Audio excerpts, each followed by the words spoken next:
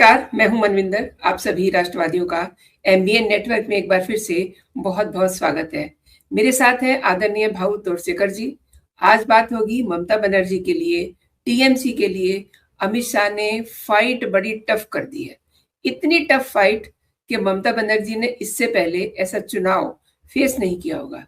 अब देखिए, ममता को सुप्रीम कोर्ट से लगातार फटकार मिली है। भले ही कितने बड़े वकील खड़े कर दिए हों, बुधवार को भी यही हुआ, फिर फटकार मिली है। डेस्परेशन का हाल ये है कि अब कह रही हैं लोकतंत्र, लाल किताब, संविधान खतरे में है, चुनाव आयोग बिक गया है, ये बिक गया है, वो बिक गया है, ईवीएम बिक गया है, वोटर बिक गया है। तमाम सारी बातें वो कर रही हैं अपनी चुनावी सभाओं में। इसे समझते हैं आदरणीय भाव से। भाव का स्वागत कर लेते हैं। भाव, बहुत बहुत स्वागत है। नमस्कार। नमस्कार भाऊ, सबसे पहले तो मैं ये समझना चाहती हूँ और दर्शक भी ये समझना चाहेंगे कि ममता की फाइट बहुत टफ हो गई है। जिस तरीके से ममता अब अपनी चुनावी सभाओं में आरोप लगा रही हैं, बच्चों की तरह शिकायत कर रही हैं, ये नहीं हुआ, वो नहीं हुआ, वगैरह वगैरह, कैसे देखते हैं? क्या ममता को लग रहा है कि जिस तरीके से चुनाव की तारीखों को डिजाइन किया गया है वो एक बड़ा खतरा है, वोटों की लूट खसोट नहीं हो सकेगी? जी भाऊ। कभी कभी क्या होता है कि आपको ओवर कॉन्फिडेंस हो जाता है तो आप गलतियां करना शुरू कर देते हो। ममता की हालत बिल्कुल वही है। पिछले 3 चुनाव जीतने के बाद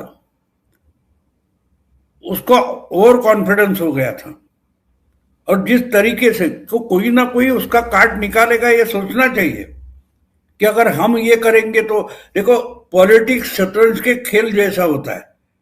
जो 64 वो खाने होते हैं उसमें ही आपको खेलना है। आपको इधर उधर जाना पॉसिबल नहीं है अगर शतरंज का खेल जीतना है। तो अगर आप एक मूव करना चाहते हो, एक मोहरा हो या प्यादा हो, वजीर हो, घोड़ा हो, जो भी कोई है, उसको आप अगर घुमाना चाहते हो, अलग जगह रखना चाहते हो, तो उसमें सामने वाले का जो राजा है उसको कॉर्नर करना होता है। तो आप जो करते हो वो करने के पहले आपको सोचना पड़ता है कि अपने पर्टिकुलर मूव कर ली, एक चाल खेली, तो सामने वाला उसका क्या काट निकालेगा, ये पहले सोचना पड़ता है और बाद में मूव करो। आप मूव करने के बाद सामने वाले के लिए रास्ता खुल जाता है और इसलिए आप मूव करने से पहले सामने वाले की इस पर क्या मूव होगी, वो क्या काट निकालेगा, ये सोचना पड़ता है। अगर आप नहीं सोचो तो आप ओवर कॉन्फिडेंट हो, इसका सबूत मिलता है। और ममता की हालत बिल्कुल वो है। सामने वाला चुपचाप बैठा है, मानो अपने तरीके से बात नहीं कर रहा है। जैसे 5 साल पहले बीजेपी बहुत जोर शोर से गाजे बाजे के साथ चुनाव लड़ रही थी, इस बार अगर बीजेपी एकदम शांत है, एकदम शांत है, तो इसका मतलब इनके दिमाग में क्या चल रहा है ये सोचना जरूरी है अपनी चाल खेलने से पहले। लेकिन ममता ने बिहार के चुनाव के पहले से ही शुरू कर दिया।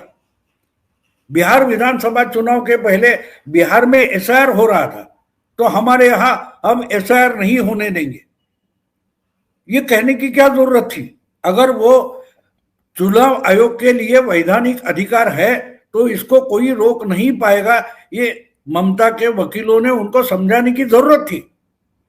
लेकिन अगर आप वकीलों का नहीं सुनना चाहते और अपनी ही बात वकीलों से बोलकर लेना चाहती है, तो आपको वकील सलाह नहीं दे सकता। और इसलिए जो जो कुछ ममता बोल रही थी वो हर फांसा उल्टा पड़ता है। ममता बोल रही थी एसआईआर नहीं होने देंगे, हो गया। ममता बोल रही थी कि सीएए नहीं होने देंगे, हो गया, हो रहा है। तो हर बात पर अगर आप गलत साबित हो रहे हैं तो छोड़ दो और जो पुराना तरीका है उसी तरीके से आपको चुनाव में लग जाना चाहिए।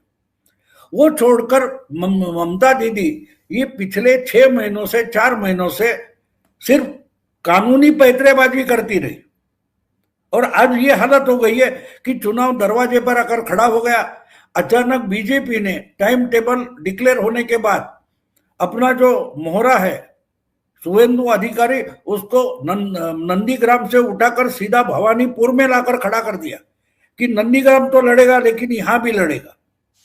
तो जो गेम पिछली बार ममता दीदी खेल रही थी, बस वही चाल इस बार बीजेपी ने खेली है, लेकिन उसकी चर्चा तक नहीं की।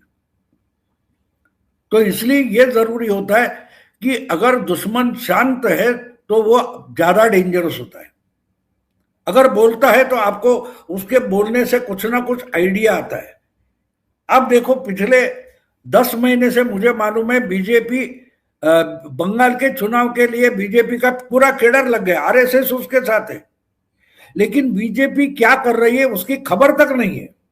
हाँ, मोदी जी की एक रैली हो गई, बिहार का चुनाव खत्म हो गया, इमीडिएटली मोदी जी बंगाल पहुंच गए, मोदी की इतनी बड़ी रैली हो गई, फिर कुछ 2-4 हफ्ते गए, फिर अमित शाह वहां पहुंच गए, ये सब आ रहा है। लेकिन ग्राउंड लेवल पर पिछले बार बीजेपी हार गई थी, इसका कारण बीजेपी ने माहौल खड़ा किया था, लेकिन जमीन पर कुछ नहीं था, यानी उतना नहीं था कि उस माहौल का फायदा उठाए।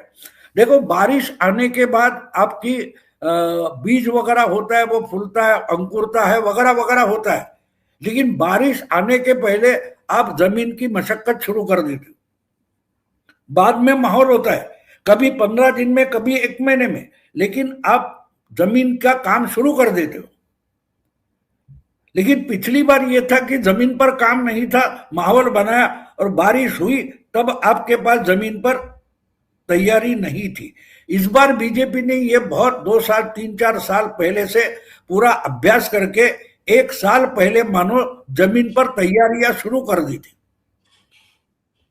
और शायद तुम्हारे भी प्रोग्राम में हो, मैं बार बार पिछले कम से कम 1.5-2 महीने से बोल रहा हूं कि बीजेपी 150+, ये मैंने बोला है। मिशन 144 मैंने बोला था जी। कोई नहीं बोल रहा था कि ममता के सामने ये क्या टिक पाएंगे वगैरह बोल रहे थे। अब ओपिनियन पोल हो, अलग अलग विश्लेषण हो, एनालिसिस हो, सब के सब कोई भी बीजेपी को 100 के नीचे नहीं दिखा रहा है। तो मैंने फरवरी के पहले हफ्ते में मुझे कुछ लोग मिले थे आरएसएस के, उन्होंने जो बताया था मैं उनको कोट कर रहा था कि फरवरी के पहले हफ्ते में बंगाल के चुनाव के लिए बीजेपी ने इतनी तैयारियां कर ली है कि वो 50-50 तक आ गए और हमें आगे चलकर 65-35 करना है 2 महीने में। ये उनका बयान था, वो मैं हर बार रिफर करता रहा।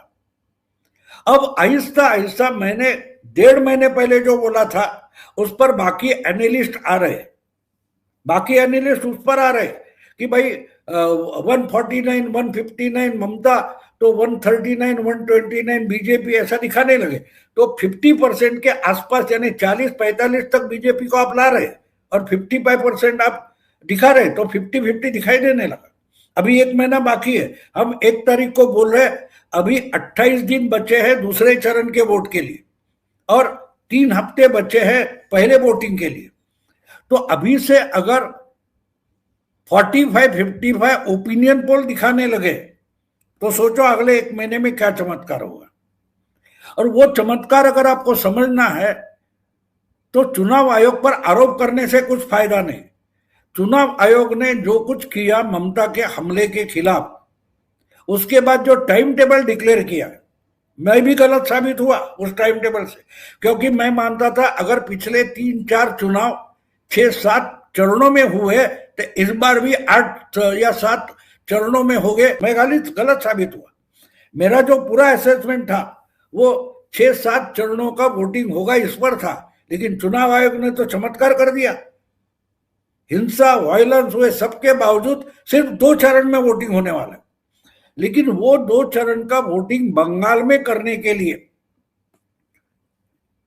5 विधानसभा का चुनाव टाइम टेबल है, वो अगर हम समझ ले तो आपको पता चलेगा रणनीति क्या है। अगर चुनाव आयोग ने बीजेपी को मदद की है तो सिर्फ टाइम टेबल में मदद की है, ऐसा मेरा मानना है। सही कहा आपने, क्योंकि ममता को ये लग रहा है कि जिस तरीके से चुनाव की तारीखों को डिजाइन किया है वो उसके लिए एक बड़ा खतरा है, क्योंकि इस डिजाइन में भाऊ वोटों की लूट खसोट नहीं हो पाएगी ना, इसीलिए तो ममता दीदी डेस्परेट है। जी भाऊ। नहीं, वो बंदोबस्त तो एसआईआर ने कर दिया। वो बंदोबस्त, आप झूठा वोटिंग नहीं करेंगे, क्योंकि बोगस वोटर अगर कम से कम 70-80 लाख के आसपास काटे गए, और अगर कम राउंड में वोटिंग होगी तो इधर के लोग उधर घुमा के वगैरह करने की बात अलग है, लेकिन उसके लिए स्कोप नहीं रखा है। दूसरी बात, वोटर को रोकने का जो गेम हमेशा वो चाल ममता खेलती थी, उसको स्कोप नहीं है, क्योंकि आप जिस बस्ती में या कॉलोनी में वोटर को बाहर नहीं निकलने देती थी, उस कॉलोनी के अंदर भी वोटिंग सेंटर बनने जा रहे हैं। लेकिन टाइम टेबल देखो, 9 अप्रैल को इस चुनाव की शुरुआत होने वाली है। असम में एक दिन में पूरा वोटिंग होने वाला है, एक दिन में 9 तारीख को। केरल में 9 तारीख को वोटिंग खत्म होगा। पुदुचेरी में 9 तारीख को वोटिंग खत्म होगा। इसका मतलब 5 में से सिर्फ 2 राज्य बचते हैं, एक है तमिलनाडु और दूसरा है बंगाल। तो 9 के बाद 23 तक कोई वोटिंग नहीं है। 15 दिन बीच में, 14 दिन है, 2 हफ्ते है। और 23 को पहले चरण बंगाल का और पूरा तमिलनाडु 23 को खत्म हो जाएगा। बंगाल का दूसरा राउंड 29 को होगा। इसका मतलब समझ जाओ कि केरल, आसाम का जो एक्स्ट्रा पुलिस फोर्स है वो बंगाल पहुंच जाएगा। उसके लिए बहुत टाइम दिया है, 14 दिन का टाइम है। लेकिन सिर्फ सेंट्रल फोर्सेस मूव हो गए ऐसी बात नहीं है। जो लोग पिछले कुछ महीनों से केरल में और असम में बीजेपी और आरएसएस के लगे हुए हैं, वो फोर्स भी 9 तारीख के बाद 11 या 12 तारीख तो बंगाल में दाखिल हो जाएगा। तो सिर्फ चुनाव आयोग की ताकत और फोर्सेस बढ़ने वाले नहीं है, बीजेपी और आरएसएस के बाकी राज्यों से केरल या असम गए हुए जो कार्यकर्ता है, वो फोर्स भी बंगाल में बीजेपी के चुनाव के लिए मदद करने के लिए पहुंच जाएगा। तो ये किसी के समझ में नहीं आया कि जिस ढंग से वोटिंग का टाइम टेबल है, वो टाइम टेबल देखो तो 2 राज्यों में और फैले हुए जो आज बंगाल में है, उसकी संख्या में हम देखें तो कम से कम उतनी ही संख्या 9 तारीख 10 तारीख के बाद बंगाल में एक्स्ट्रा वर्कर्स आरएसएस के और बीजेपी के पहुंच जाएंगे। ममता के लिए संख्या बढ़ने वाली कार्यकर्ताओं की कोई पॉसिबिलिटी नहीं है। तो इस बार आरएसएस, बीजेपी ने और आरएसएस ने जो चुनाव के लिए रणनीति बनाई है, वो पूरे बंगाल की नहीं है, वो लोकलाइज की है। आपने अगर अभी तक जो कुछ बंगाल में हो रहा है, हम ममता ममता ममता देख रहे हैं, लेकिन ममता के खिलाफ हम जो खबरें पढ़ रहे, देख रहे, सुन रहे, वो खबरें शुवेंदु अधिकारी के बारे में, दिलीप घोष के बारे में, सुकांता मुजुमदार के बारे में, अमित शाह के बारे में कितनी खबर है, मोदी के बारे में कितनी खबर है। हाँ, एक परेड ग्राउंड पर बहुत बड़ी रैली कर दी, मोदी निकल गए, अमित शाह आ गए, प्रेस कॉन्फ्रेंस ली या 2-4 रैली की, निकल गए। लेकिन पूरा बंगाल का चुनाव जो है वो ममता खिलाफ शुवेंदु अधिकारी, ममता के खिलाफ दिलीप घोष, सुकांता मुजुमदार, यानी जो पिछली बार बड़ा ड्रामा ममता ने किया था बंगाली और बाहरी, ममता जी जान से लगी है कि ममता बनाम मोदी ऐसा होना चाहिए, ममता बनाम अमित शाह, वो बीजेपी ने इस बार होने नहीं दिया। दूसरी बात है कि अलग अलग तरीके से जो ओपिनियन पोल आ रहे हैं, उसमें आंकड़े क्या दिखाए रहे वो छोड़ दो, डेटा देखो। तो मैंने जो 2 वोटर ओपिनियन पोल देखे, उसमें एक मुझे बड़ा दिलचस्प लगा कि एसआईआर के बारे में पूछा गया तो 66% लोग बोलते हैं कि एसआईआर होना चाहिए था, एसआईआर ठीक ढंग से हुआ है, एसआईआर ने बहुत बढ़िया काम किया है। तो ये 66% क्या बोल रहे हैं कि ममता गलत बोल रही है। हमको वो डेटा जो सीट दिखाते कन्वर्ट करके या वोटिंग परसेंटेज दिखाते, सिर्फ वो नहीं देखना है ना, समझना है। समझने की बातें डेटा में छुपी होती है। शायद ओपिनियन पोल करने वाला वो बात नहीं पकड़ पाया, तो हमको पकड़नी चाहिए। जो चुनाव समझना चाहते।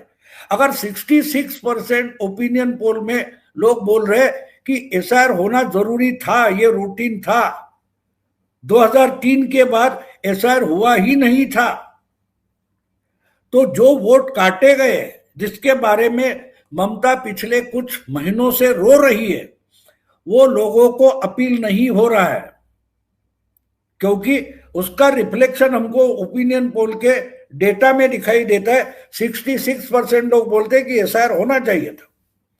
तो इतने लोग एक तरीके से बोल रहे हैं कि ममता सरासर झूठ बोल रही है, झूठा नैरेटिव चला रही है, और उनका वोट कहां जाएगा ये बताने की जरूरत नहीं है। अब ये एक डेटा हो गया। दूसरा डेटा भी समझ लो कि आपका वोटिंग प्रेफरेंस क्या है। वो बोलते हैं कि डेवलपमेंट हमारा वोटिंग के लिए प्रेफरेंस है, अनएम्प्लॉयमेंट हमारा प्रेफरेंस है। तो डेवलपमेंट का जो एजेंडा है, नैरेटिव है, वो बीजेपी का है। बेरोजगारी की समस्या ममता की सरकार से। तो ये दोनों मिलाकर देख लो। अब उसके आगे और एक डेटा इंपॉर्टेंट मैंने उस वीडियो ओपिनियन पोल में देखा कि बहुत सारे ओपिनियन पोल मैं पिछले 30-40 साल से देख रहा हूं, समझने की कोशिश कर रहा हूं सेफोलॉजी। तो उसमें एक होता है कि भाई 45% टीएमसी को वोट मिलेंगे, 40% बीजेपी को मिलेंगे, 2-3% कांग्रेस को मिलेगी, 2-3% इसको मिलेंगे, वगैरह वगैरह। और अनडिसाइडेड 7% है, अनडिसाइडेड 3% है, अनडिसाइडेड 11% है। मैं अचंभित हो गया कि जो वोट वाइफ का जो ये है और यशवंत देशमुख का जो सी वोटर का है, उस दोनों में एक बात मुझे अजीब लगी कि 33% बीजेपी के साथ जा रहे हैं, 35% लोग बोल रहे हैं कि हम टीएमसी को वोट देंगे, और बचे हैं 37%, 32%, 30% से ज्यादा लोग अनडिसाइडेड है। इसका मतलब क्या है? इसका मतलब यह है कि वो डरे हुए हैं।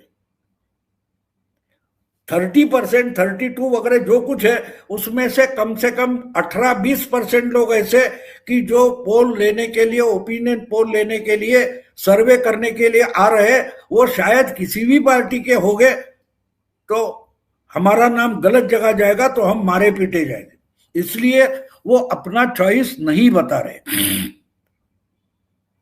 और डरने की बात बीजेपी के लिए तो है नहीं।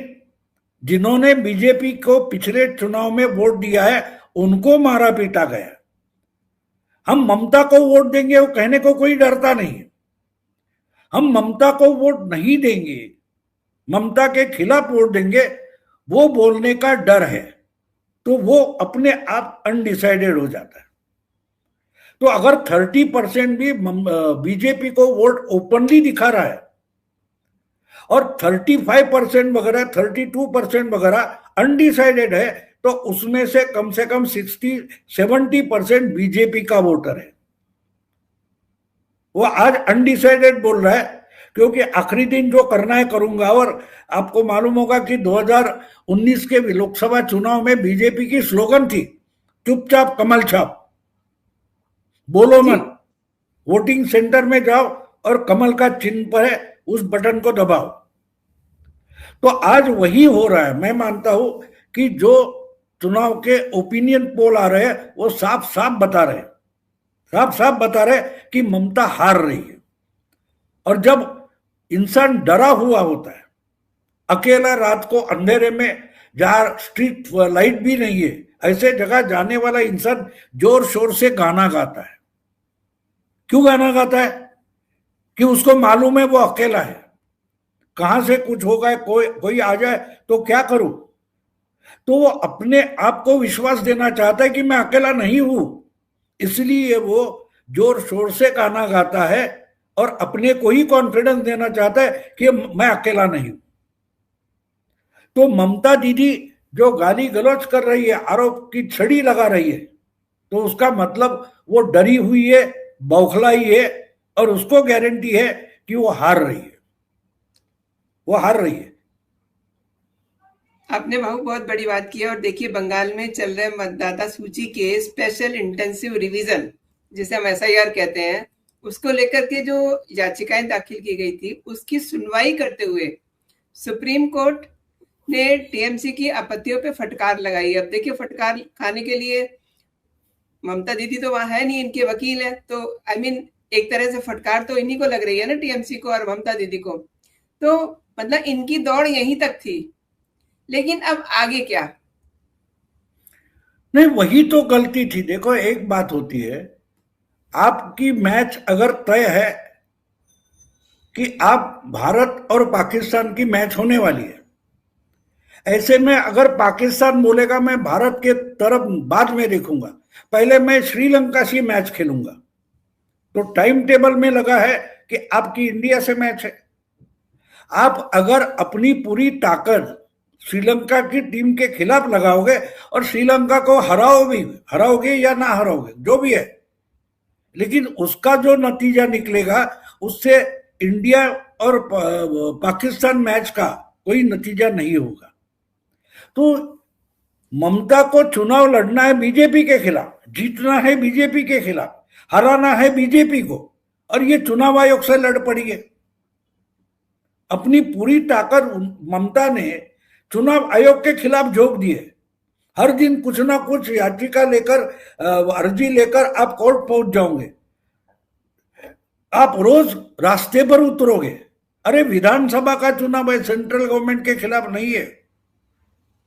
मुझे अभी भी याद है 15 साल पहले जब चुनाव जीतने के बाद ममता दीदी ने शपथ ली थी, और वो चलते चलते राजभवन से चलते चलते इतनी बड़ी भीड़ के साथ उस मंत्रालय, जो राइटर्स बिल्डिंग कहा जाता है, वहां चलकर आई थी। आज भी रास्ते पर उतरती है, उसी ढंग से उतरती है। एक जमाना था कि ममता दीदी रास्ते पर उतरी तो हजारों हजारों लोगों की भीड़ उसके इर्द गिर्द दिखाई दे रही थी। आज वो नहीं दिखाई दे रही है। हाँ, कैमरे में हम भीड़ देखते हैं, लेकिन वो भीड़ में उतनी डेंसिटी नहीं दिखाई देती जो ममता को सपोर्ट करने के लिए लोग रास्ते पर उतरते थे। ये एक बात है। दूसरी बात है कि मुझे याद है कि प्रशांत किशोर, जो उनका एडवाइजर था एक समय में, उसने कहा था कि बीजेपी और ममता में एक बड़ा फर्क है। ममता दीदी की शुरुआत ही 30% से होती है और बीजेपी की शुरुआत 0 से होती है। मतलब 30% अगर मुस्लिम वोट है तो वो ममता के लिए हक के वोट है, उसमें से एक भी वोट बीजेपी के पास जाएगा नहीं। तो हमारी शुरुआत 30% से होती है, वो कहा जाता था। इस बार वो बात नहीं है। पिछले चुनाव में ओवैसी को बड़ा कुछ सक्सेस ही नहीं मिला था, लेकिन इस बार की अलग बात है। इस बार ओवैसी 5 साल के बाद बड़ी ताकत बनकर उभरा है। महाराष्ट्र में उसने मानो शरद पवार की और राज ठाकरे की पार्टी से भी ज्यादा कारपोरेशन के चुनाव में वोट पाए, सीटें पाई है। और कई कई अलग अलग राज्यों में ओवैसी ने अपनी ताकत दिखाई है। वो ऑल इंडिया मुस्लिमों का नेता बनना चाहता, और उसकी आइडिया क्लियर है। उसकी आइडिया क्लियर है कि मुस्लिमों का नेता मुस्लिम पार्टी का होना चाहिए और पार्टी भी मुस्लिम होनी चाहिए। अब इसमें ममता ने एक गलती कर दी। पिछली बार ममता ने अधीर रंजन चौधरी के खिलाफ एक गुजरात का मुसलमान लाकर खड़ा कर दिया, जो क्रिकेटर है यूसुफ पठान। तो यूसुफ पठान ने कुछ मालदा वगैरह जो चुनाव क्षेत्र है वहां अधीर रंजन चौधरी को हरा दिया। अधीर रंजन चौधरी वहां मुस्लिम वोटों से ही जीतते थे और इसीलिए हमेशा बीजेपी के खिलाफ, हिंदुत्व के खिलाफ बोलते थे। लेकिन जब मुस्लिमों को मुस्लिम अल्टरनेटिव मिलता है तो बाकी को लोगों को वो उठाकर कूड़ेदान में फेंक देता है। इसका सबसे बड़ा सबूत 2 साल पहले खुद ममता ने सामने लाया है। और उसी आधार पर हमको जो हुमायूं कबीर है या अपना ओवैसी, असाउद्दीन ओवैसी, इनकी गिनती क्या होगी ये यूसुफ पठान के आधार पर तय करना पड़ेगा। अब वही यूसुफ पठान बोल रहा है कि मालदा में विधानसभा के लिए अगर ये अधीर रंजन चौधरी लड़ रहे तो उनको विधानसभा भी पहुंचने नहीं दूंगा। ये बोलने वाला कौन है? यूसुफ पठान, जो बंगाली नहीं है, वो गुजराती है। अगर आज ममता एक बंगाली को हराने के लिए गुजरात के मुसलमान को आगे कर रही है प्रचार के लिए, तो किस मुंह से ममता दीदी अमित शाह या नरेंद्र मोदी के खिलाफ गुजराती बाहर की बात कर सकती है? तो गलतियां कैसे की गई है देखो, बीजेपी उस गलतियों का फायदा उठा रही है।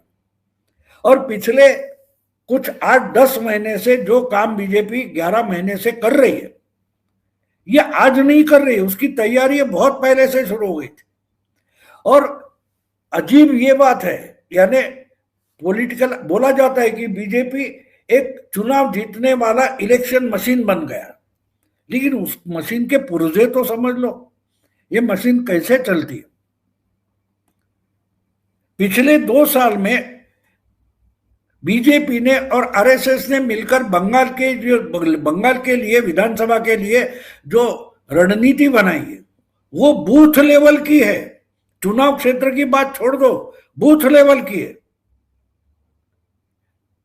और आपको मालूम है कि ईवीएम के कारण हर बूथ वाइज आपको वोटिंग परसेंटेज मिलता है, किस पार्टी को इस बूथ में कितने वोट मिले, फिर उस बूथ में जो वोटर है उसमें कितने भूमिहीन है, कितने जमीन वाले हैं, कितने नौकर चाकरी करने वाले हैं, कितने बच्चे हैं, कितने बेकार है, कितने इंजीनियर है, कितने बाबू लोग है, ये सब ब्रेकडाउन मिलता है।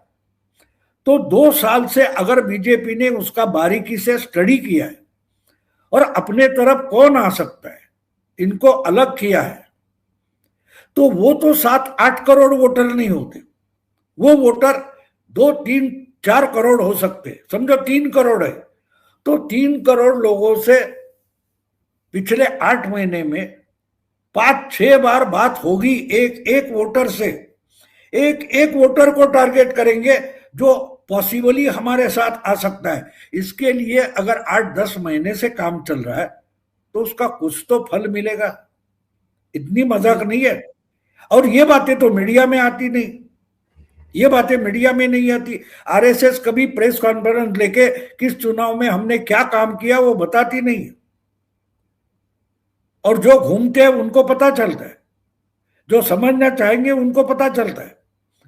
और जो मैंने पहले शुरू में बोल दिया कि 9 को जो असम और केरला का वोटिंग खत्म होगा उसके बाद ये पूरी भीड़ आ जाएगी, उसको मैं अंग्रेजी भाषा में कारपेट बॉम्बिंग बोलते हैं, यानी हवाई जहाज निकल जाता है और मानो बम की बरसात होती है, उसको कारपेट बॉम्बिंग बोलते हैं।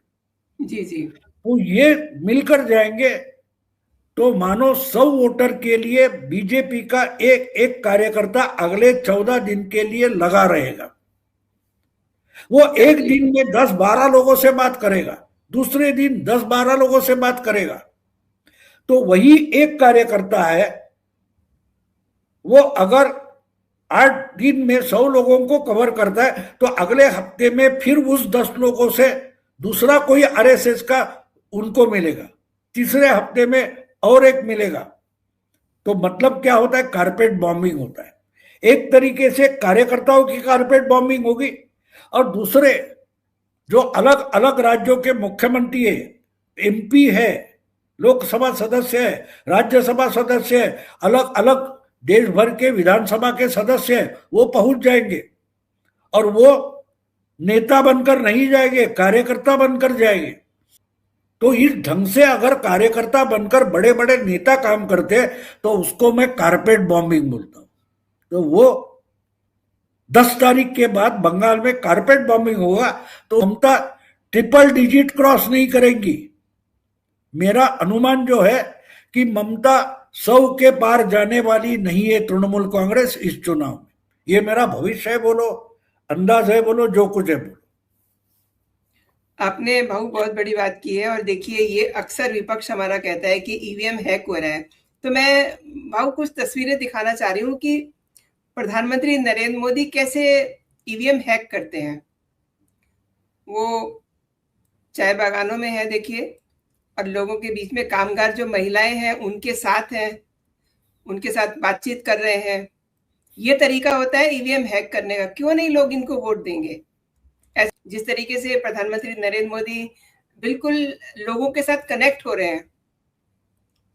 जो वो महिलाएं पत्ते काट कर चाय की पाउडर बनाएगी, जी, उसको चाय बनाकर बेचने वाला प्रधानमंत्री। कनेक्शन समझो, जी, जी। ये अजीब कनेक्शन। बिल्कुल। कहाँ चाय बनती है देखने के लिए एक चाय वाला पहुंच गया, जो ओरिजिनली चाय वाला है, लेकिन आज देश का प्रधानमंत्री ऊंचे ओहदे पर बैठा है। तो महिलाएं कितनी खुश होगी।